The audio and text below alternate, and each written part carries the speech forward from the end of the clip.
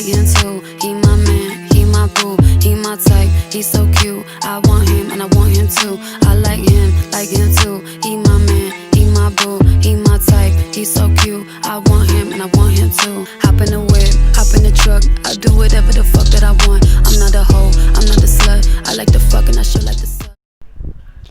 Faktor terjadinya perkawinan muda. Yang pertama, adanya perjodohan yang dilakukan oleh orang tua, dan yang kedua, faktornya yaitu ada para orang tua ingin mempercepat perkawinan. Biasanya di sini dikarenakan karena ekonomi dan sosial. Selanjutnya, biasanya perkawinan muda itu terjadi karena remaja putus sekolah. Yang keempat, hubungan biologis, dan yang terakhir, hamil sebelum menikah. Baik, di sini selanjutnya ada faktor yang mempengaruhi perilaku seksual remaja. Langsung saja, untuk yang pertama itu ada dorongan seksual. Yang kedua ada keadaan kesehatan tubuh. Yang ketiga ada psikis. Yang keempat, pengetahuan seksual, atau biasanya remaja kurangnya pengetahuan seksual, atau mungkin faktor atau dampak negatif dari pengetahuan seksual, maka banyak remaja yang melakukan perilaku seksual di masa remajanya. Dan yang terakhir, pengalaman seksual sebelumnya. Baik, untuk selanjutnya, para remaja itu harus menghindari yang pertama, seks belum menikah dan seks bebas. Mengapa kedua ini harus dihindari? Karena kedua faktor tersebut bisa menyebabkan suatu penyakit menular atau penyakit yang sangat mungkin sudah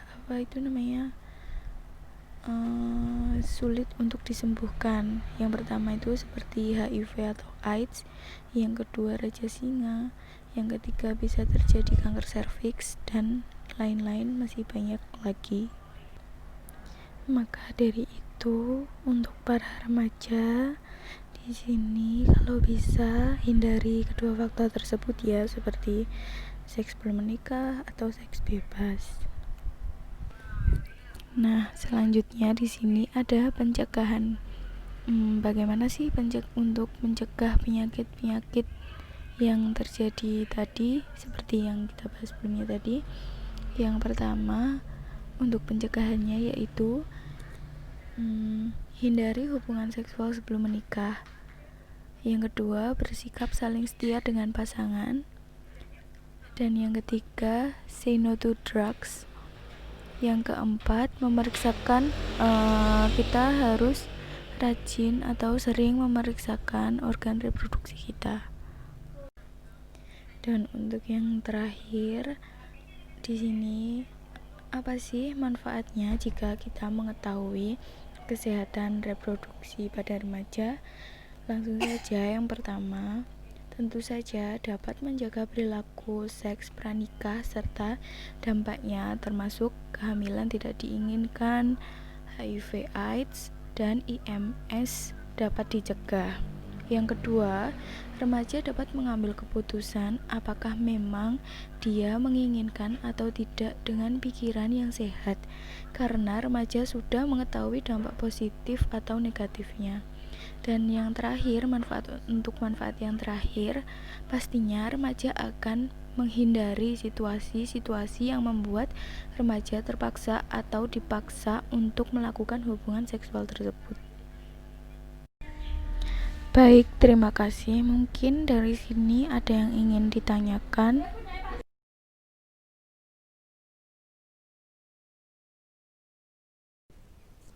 Baik, yang pertama saya akan menjawab pertanyaan dari Kak Asabila.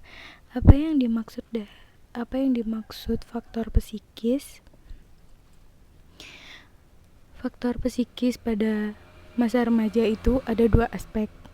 Yang pertama, orientasi seksual, dan yang kedua peran seks.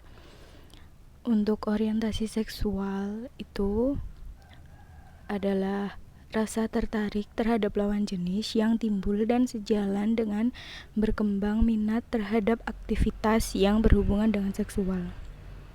Dan untuk yang peran seks itu adalah menerima dan mengembangkan peran serta kemampuan tertentu selaras dengan jenis kelamin.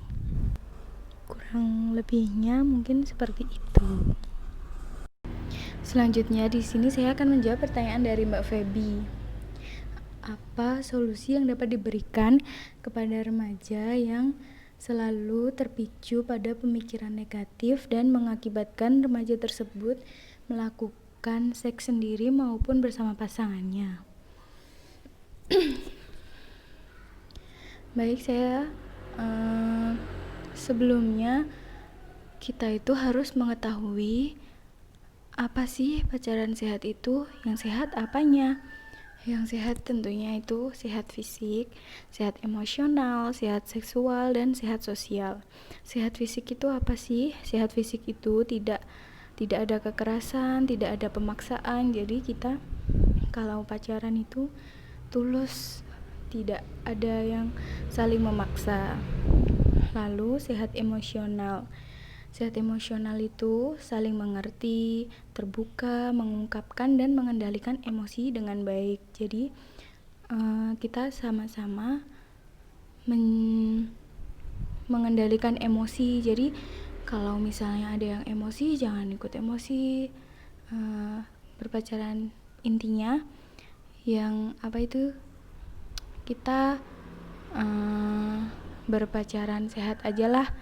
Jangan ada sering marah-marahan, atau kita berusaha mengerti satu sama lain, terbuka, jangan ada yang disembunyi-sembunyikan.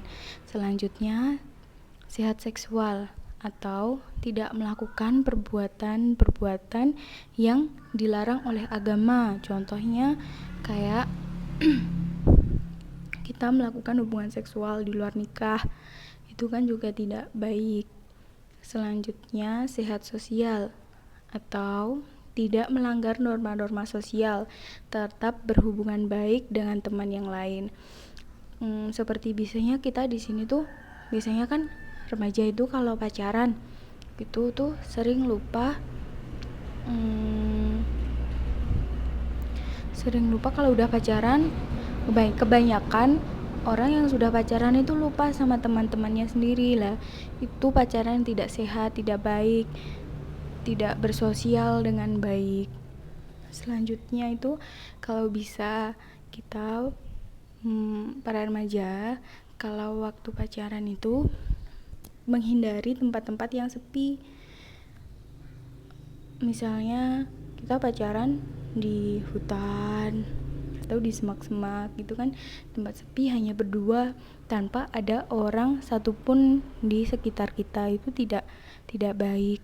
Lebih baik kalau berpacaran itu di tempat-tempat yang ramai. Dan kalau bisa itu kita harus berpacaran yang sehat. Bagaimana?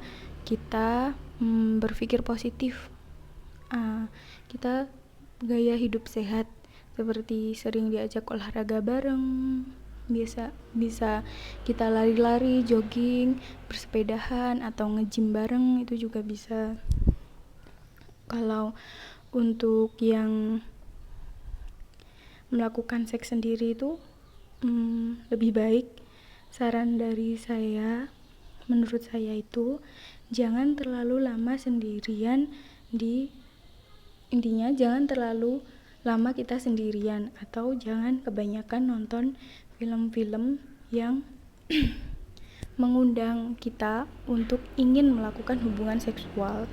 Mungkin seperti itu penjelasan dari saya, cukup seperti itu. Dan mungkin cukup sekian yang saya sampaikan, dan saya kembalikan lagi kepada moderator. Baik, terima kasih kepada pemateri. Kami ucapkan terima kasih telah menyampaikan materi yang luar biasa. Demikian acara diskusi penyuluhan hari ini, semoga bermanfaat. Dan sebelum ditutup, kami ucapkan terima kasih kepada para peserta yang sudah mau mengikuti acara penyuluhan di sore ini. Dan saya selaku moderator mohon maaf bila ada salah kata. Saya mohon undur diri dan saya kembalikan lagi kepada Mbak MC. Baik, terima kasih dan langsung saja kita menuju acara yang terakhir, yaitu penutup. Mari kita tutup acara ini dengan bacaan Alhamdulillah bersama-sama. Alhamdulillahirrabbilalamin. Akhir kata, wassalamualaikum warahmatullahi wabarakatuh.